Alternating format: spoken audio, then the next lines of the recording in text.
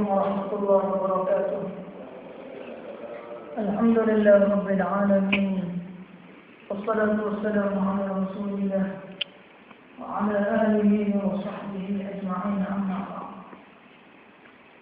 أشهد أن لا إله إلا الله وحده لا شريك له، وأشهد أن محمدا عبده ورسوله.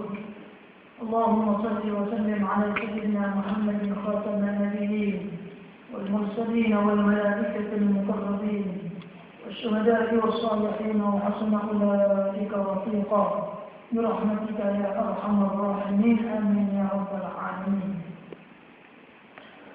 Firman Allah Ta'ala, أعوذ بالله من الشيطان الرجيم، بسم الله الرحمن الرحيم. والفجر وليال عشر والشفع والوتر. Yang bermaksud wal fajri demi waktu fajar, walayalin ashr demi 10 hari ataupun 10 waktu malam. Sadaqallahul azim. Jadi jemaah yang dirahmati Allah sekalian, ya bersolat wa nabi wa imam, ambil dan puasa surah ini dan semua muslimin muslimah yang hadir pada malam ini. Alhamdulillah, syukur kita banyak-banyak kepada Allah Subhanahu wa Ta'ala. Karena Allah Subhanahu wa Ta'ala memilih kita lagi untuk duduk dalam satu majlis ilmu pada malam ini. Yang hari Jumaat. Dan sebetulnya kita lagi masih hidup lagi dalam bulan Muharram secara ini. Yang perkenaan dan sekarang ini akan ada 40 hari lagi ada akhir bulan Muharram termasuk bulan Syawal. Jadi insya-Allah kalau kita lihat firman Allah yang Maha tadi, walaupun pendek memberi makna yang luas. Allah Subhanahu wa Ta'ala berfirman di dalam Al-Qur'anul Karim yang berbunyi wal fajri wa layalin ashr. Ayat yang pendek tapi ulama mufassirin mengatakan ada 3 tafsiran mengenai ayat ini. Yang pertama, kita kena faham Allah Subhanahu wa Ta'ala benar. Ayat ini bina huruf waw. Kalau kita belajar ilmu nahwu dia panggil waw mufassal. Allah bersumpah. Al-waw wal-waw wal-ta'u. Dalam ilmu nahwu ada 3 huruf. Dia panggil huruf fasal. Huruf Allah bersumpah. Allah yang jadikan kita ni kalau Allah bersumpah pun manusia ni tak ada. Tapi nak ayat pada kita manusia betapa pentingnya dalam surah ini, maka Allah guna sumpahan. Karena biasanya kita manusia bila kita cakap dengan orang saya kita sumpah. Kadang-kadang saya sumpah bukan orang juga. Ini bangun dia. Ada pun Allah yang tidak lawak. Karena sifat lawak itu mustahil ada bagi Allah. Setiap sifat anak sifat ukuran ini semua ada bagi Allah. Sakit, makan, minum, mati, beranak, semua sifat Allah, sifat hubungan semua ada dari Allah. Itu Allah yang bersungguh. Karena Allah itu sifatnya sifat kemalah, sifat kesempurnaan, sifat damai di dalam itu. Tak ada pada Allah satu pun sifat anak sifat kuat. Daripada dulu lagi tidak sama apa. Selama-lamanya Allah hidup, daripada dulu tidak belum daripada ada Allah. Tidak lagi sampai apa hidup selama-lama Allah ini tidak ada kurang dengan dulu sampai sekarang. Sampai bila-bila. Ada kita manusia yang berkurangan. Dah.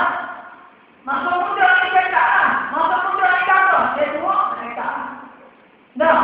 Masa muda boleh lari 2 kilometer, 500 meter. Tapi dia tua orang dulu boleh tak lari 2 kilometer. Boleh tak? Mampu tak? Dah ni, kita tengok. Kenapa? Sebab anak tadi sifat kurang. Masa muda makan lalu, dia tua dah lalu makan. Jadi sifat kita manusia ni berubah. Tak kira manusia, tak kira hayawan, asal dalam makhluk ini dia berubah. Tapi si hari ini jadi mana? Esok si hari pula. Dulu kita muda, tua. Semakin hidup. Hari kita balik lagi ni. Semakin hari semakin berubah. Kita semakin hari semakin tua. Ada pun Allah sejenis zat yang tidak berubah. Tetap selama-lama. Qadim. Setiap ada lagi sampai bila-bila pun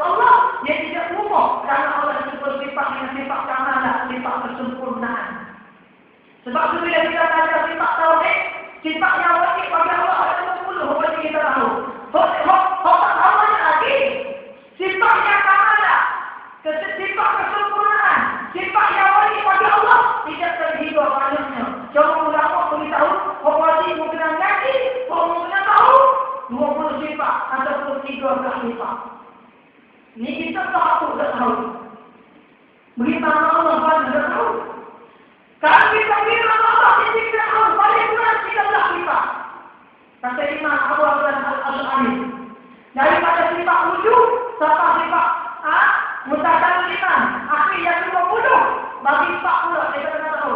Sifat tarbiyahnya, sifat ma'aninya, sifat ma'nawiyahnya, sifat nafsiyahnya dan sebagainya, istimewa dan sebagainya. Mana benda ini Allah bersungguh dah yang dikatakan kamalah kesempurnaan Allah.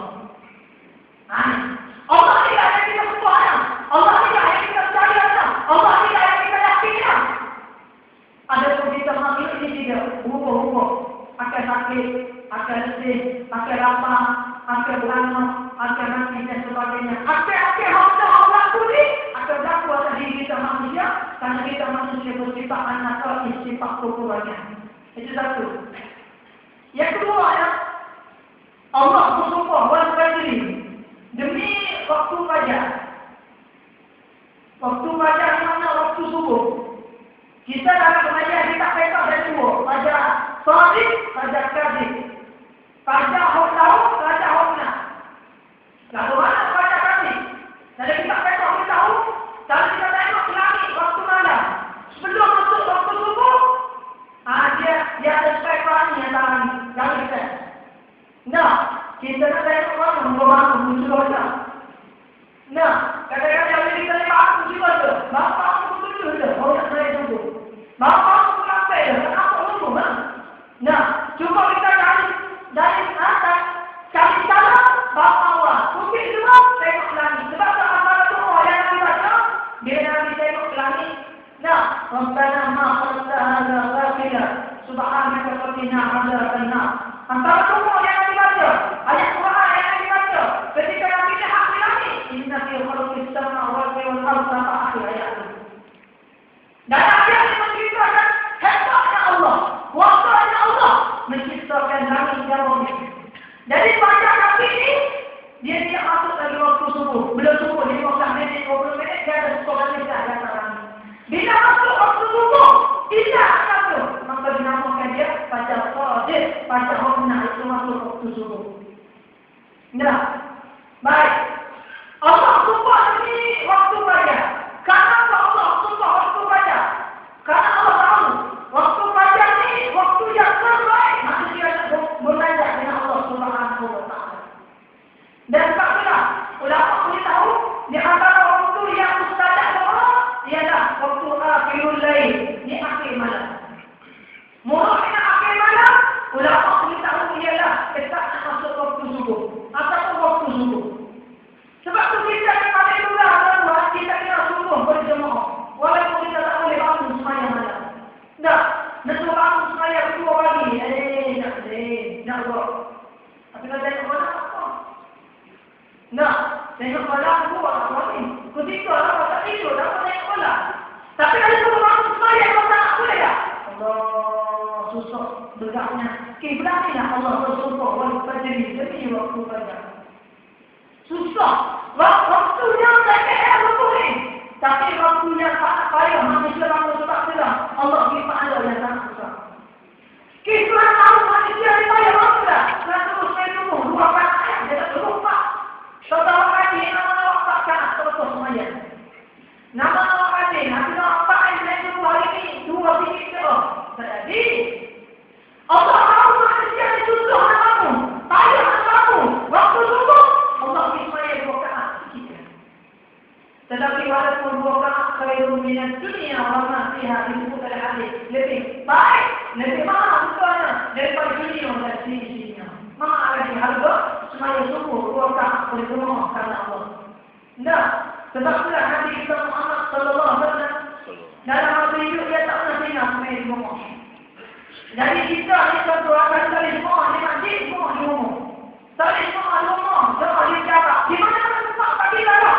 Kalau ada peluang, kita cari waktu kita, hari kita untuk semuanya boleh rumah. Kerana sebenarnya rumah ni besar atau bawah hati Allah. Kalau kita semuanya boleh, nak muncul boleh. Kalau otak semuanya, kulit, otak semuanya kita. Sebab tu dalam hati Nabi boleh tahu. Bila kita semuanya semua lama-lama, pertama sekali Allah tengok iman. Khusyuk pada kita semuanya. Bila mereka tengok iman, kita khusyuk semuanya. Lagi pada makmum, berangkat daripada iman. Tengok makmum ni, tak khusyuk juga. Seiman dia ingat kami satu.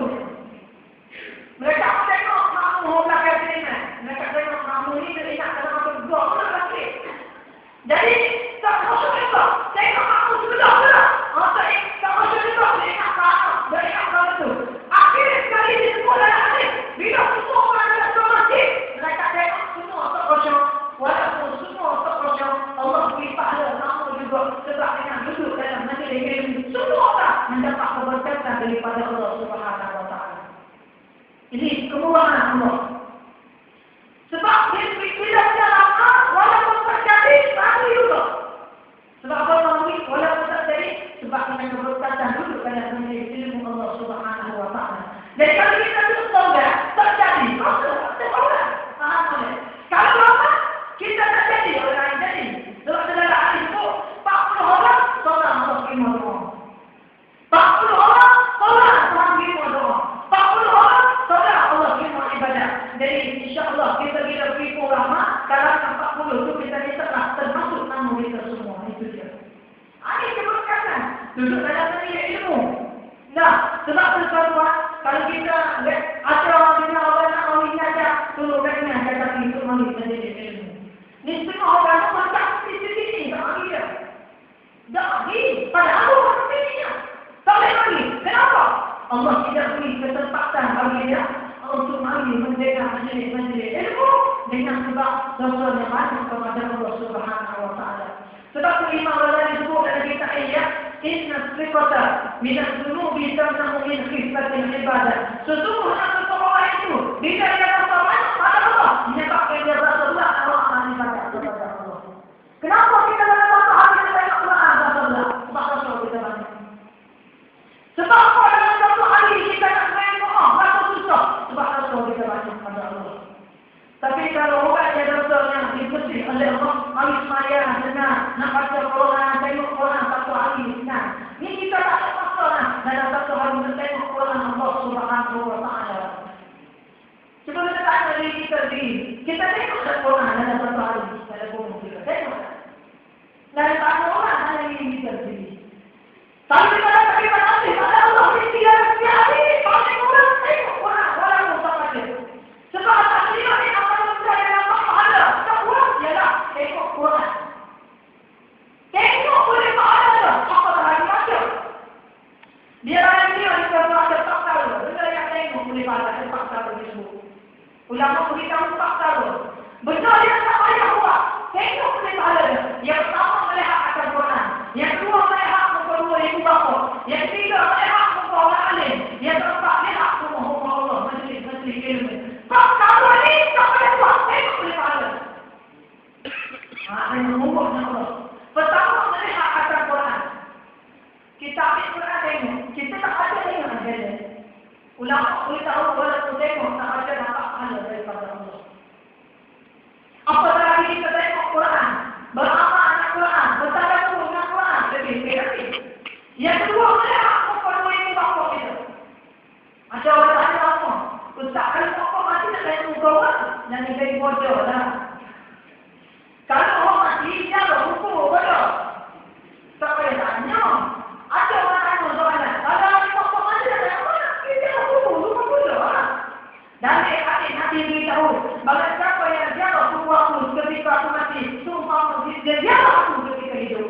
Maka daripada sini lah, ulama beritahu, bila kita jaga orang mati, sumpah kita jaga orang yang hidup. Jadi ulama beritahu, bila kita jaga hukum ibu aku kita yang mati, sumpah kita jaga dia orang yang hidup tadi. Faham ni? Tengok muka dua ibu apa kita dapat pahala. Tapi tengok itu dia hanya rahmah. dengan rasa kekiasan. Bukan saya muka kena memiliki banyak. Dia tu. Aku nak kajak Muhammad memiliki banyak. Aku tak jadi. Kita tengok muka kita. Ayah kita. Yang ayah rahmah ulama beritahu. Dengan rasa kemanisan. Rasa cinta terhadap dua bapak kita kerana Allah. Maka di situlah ulama kita diberi ketenangan. Diberi pahala oleh Allah Subhanahu wa ta'ala. Yang ketiga saya hak muka orang lain. Sebab tu dalam rumah kita tu nak berapa semua. Ni berapa kali waktu semua. Dah berhenti. Dah. Bini tentu tak rasa. Tapi kurang ada rumah. Jadi, kalau tak ada. Kenapa orang tu dalam rumah? Bukan ulama. Bukan awliya. Ini berapa luar dalam rumah. Dah, bukan rumah dalam rumah. Bukan pasal. Awalnya juga. Pasal-pasal semua tu tak dapat pahala. Jadi ulama beritahu buku nama ulama dapat pahala. Kita tengok lama tu boleh pahala. Sebab kalau hadis Nabi beritahu, an-nazaru ila wajhihi adil ibadah. Maka siapa melihat muka orang lain yang mendapat ibadah daripada Allah. Imam Ghazali kata, siapa dia yang melihat muka orang lain yang takwa kepada Allah lebih besar daripada saya sunat 70 rakaat. Orang lain takut pada Allah. Kita tengok muka dia dalam rumah kita. Kita ambil muka awliya Israeliyin buat dalam rumah. Kita lihat mukanya dengan penuh rasa kasih sayang kepada orang lain. Maka ulama beritahu mendapat pahala daripada Allah Subhanahu wa ta'ala. Ni jauh ulama ada saja di rumah. Disebut dalam hadis, barang siapa yang berhala patung, berhala dalam rumah, malaikat rahmat tidak akan masuk di dalam rumah. Faham ni? Jadi kalau gambar kita nikah, gambar kita yang tak tinggi, tak bau. Tak bau dari rumah, yang tak tinggi. Ulang ini berbahasa. Mengingat apa? Banyak berbahasa dalam kitab hadis yang kita tengok. Mengingat gambar-gambar di dalam rumah. Tetapi pada akhirnya, maksudnya harus juga buku gambar orang lain. Ulama yang kita tengok dia tu menyebabkan kita berpindah kepada Allah Subhanahu wa ta'ala.